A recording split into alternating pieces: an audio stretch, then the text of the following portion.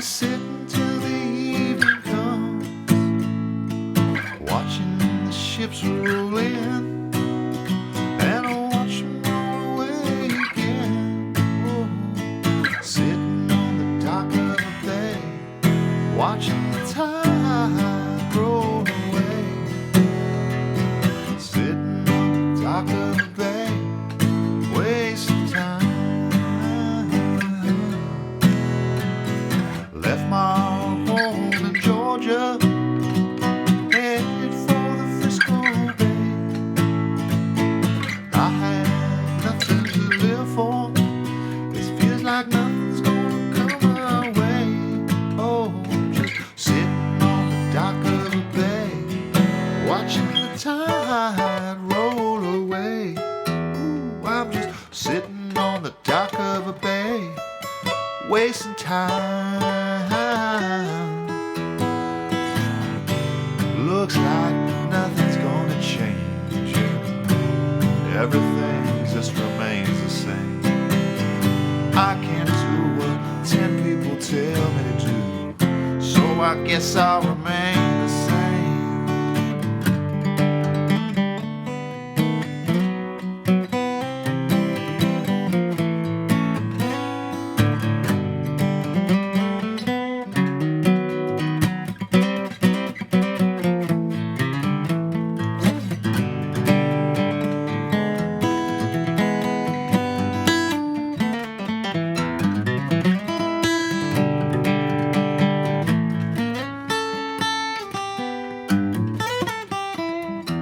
Hey everyone, welcome to MT Guitar. Today we're doing Sittin' on the Dock of the Bay by Otis Redding. Very fascinating backstory, very tragic backstory as well. Since Otis passed shortly after this, it became one of the only posthumous, #1 hits, right? This song was propelled to #1 after he passed tragically in a plane crash accident.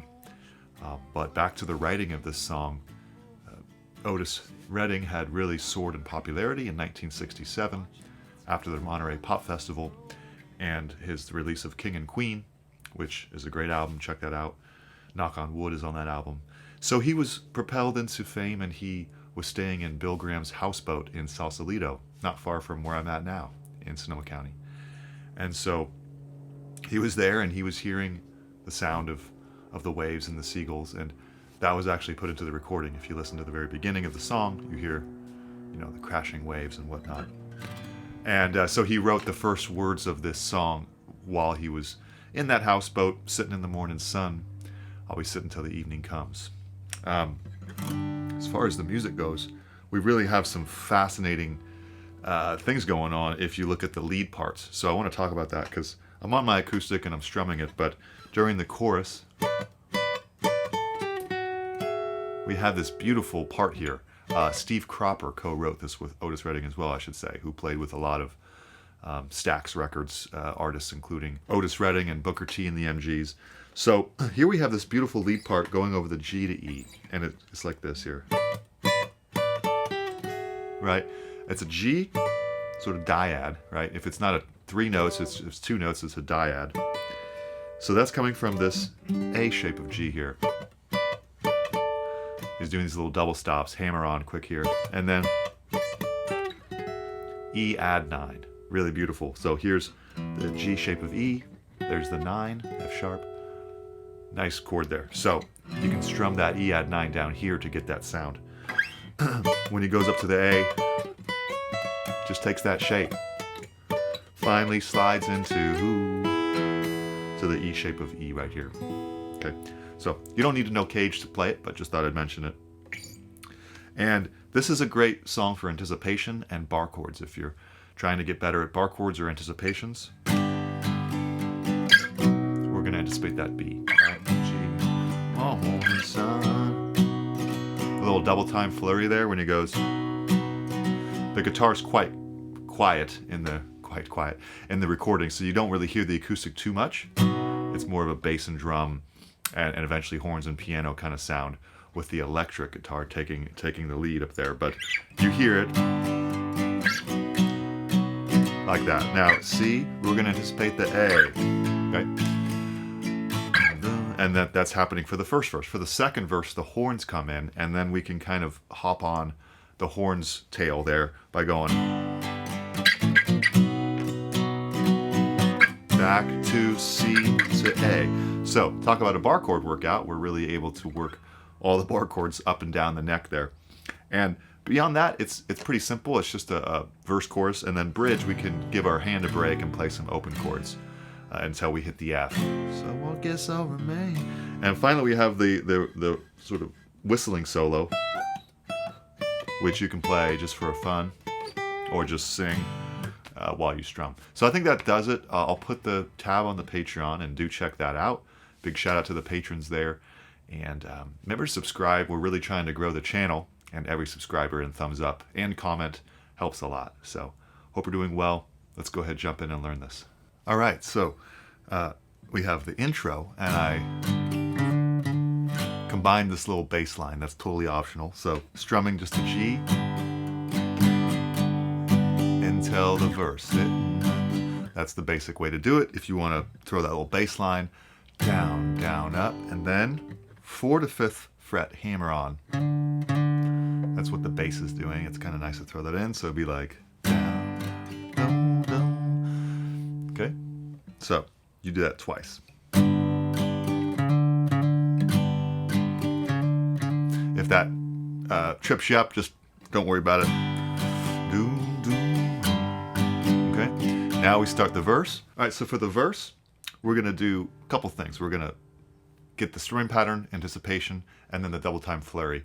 And you can kind of pick your level, so to speak. But at the most basic, without the double time flurry, we're just going to anticipate the B and the A. So we're taking this bar chord shape up from G to B a little early, and then C to A a little early. Good, like that. Down, down, up, down, up, down, down, up, down, up, down, down, up, down, up, down, down, up. Totally fine to play it like that. Now we're gonna add in a little bit of a double time thing here, where we go down, up, down, up, down, down, up, down, up, down, up, down, down, up, down, down, up, down, up, down, up. Okay. And you can do it actually all the time, but while you're singing, I kind of don't recommend it, because it's contrary to the rhythm that you're singing. So if you're singing, just strum normal, but then in between phrases, throw that in there. Okay, so there you go. That's the verse. Then we'll come back to the second verse, which is a little different with the horns, but that's the first verse. You do that twice, G, B, C, A, G, B, C, A. Now for the chorus, again, the most simple version is just G to E. Okay, twice. Now we go to A, to G, E. But we can throw in an E add 9 to get a little bit more sound of the lead part in there. So sitting on the dock of the bay. So if you can make that stretch there, that's 0-2-4-1-0-0. Nice.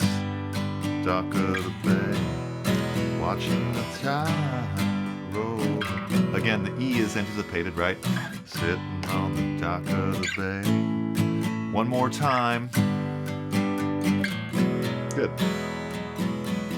All right, now for the second verse, we're going to add in the horns, which are a chromatic lead up. Really cool.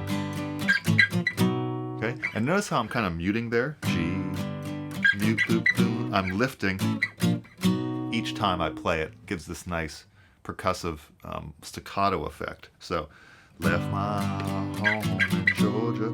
You can go down, down, down, or you can go up, down, up. Both are fine. Maybe the more intuitive approach is just down, down, down. And then everything else is the same. Here, we walk down to the A. Really cool. So that's the horns and piano doing that as well. And you're nicely matching with that. Twice. Feels like nothing's gonna come my way. Good. chorus, same thing. But now we're going to do that part just for fun. You're welcome to just do the same chords.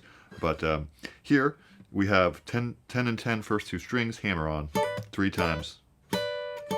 This time you go back after the third time to 10, 10, 12, third string, and now 11, 9, 12. You can add the E bass for fun. That's an E add 9 little triad there. Watching the tide, repeat. Very cool. Third time, we just resolve. Now, slide 12 to 14. And then you kind of just do, you know, some nice stuff there. Pretty much the same thing up 2 frets. Then you go 3 times 11 to 13. Slide on the G string. And then that's it.